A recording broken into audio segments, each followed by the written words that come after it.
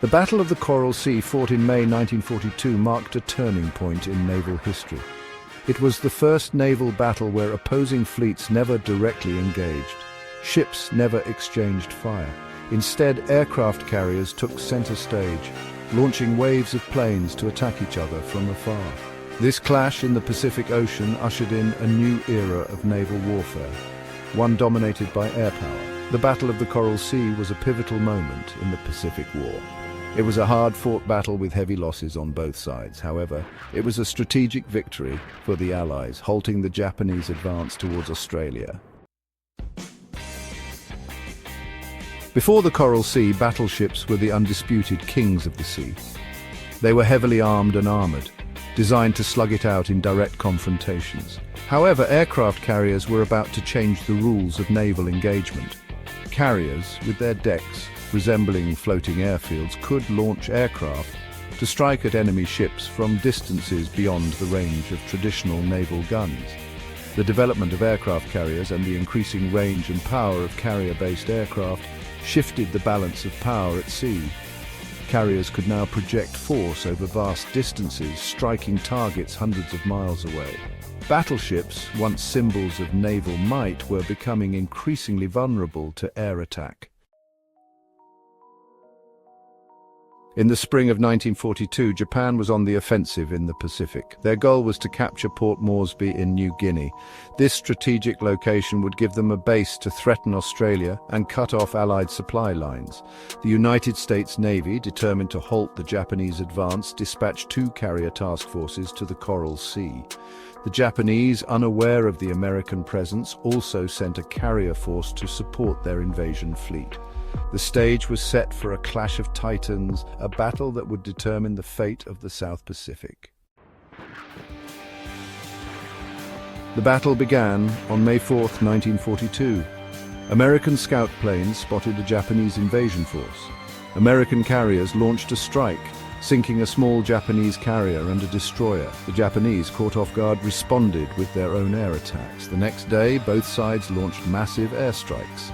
The Americans, hampered by poor weather and communication problems, failed to locate the main Japanese carrier force. The Japanese, however, found the American oiler Neosho, mistaking it for a carrier, and sank it. Section 5. A day of intense air battles. May 7th proved to be the decisive day of the battle. Both sides finally located their enemies' carriers. American dive bombers crippled the Japanese carrier Shokaku, forcing it to retreat. The Japanese in turn inflicted heavy damage on the American carrier Lexington, which was later scuttled. The air battles raged throughout the day. Both sides lost numerous aircraft in the fierce fighting. The skies over the Coral Sea were filled with the roar of engines, the thunder of explosions, and the trails of dogfights.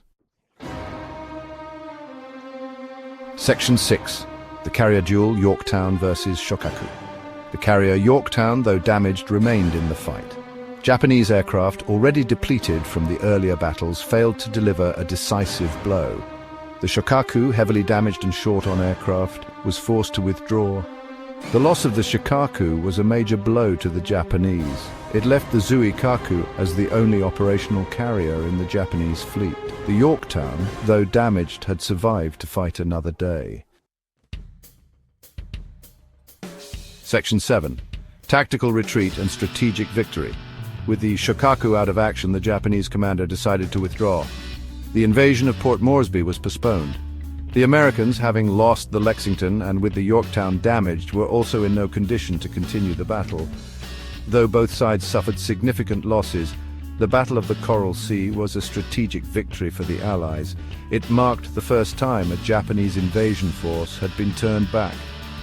The battle bought precious time for the Allies to regroup and prepare for the next major confrontation in the Pacific.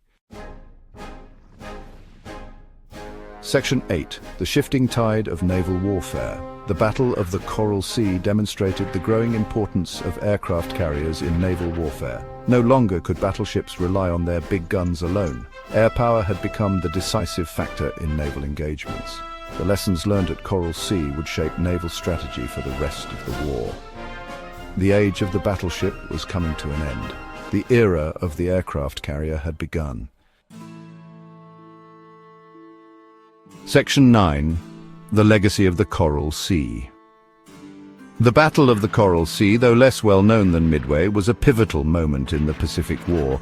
It was a testament to the courage and sacrifice of the sailors and airmen who fought on both sides. The battle marked a turning point in naval history, ushering in the age of carrier warfare. The legacy of the Coral Sea lives on.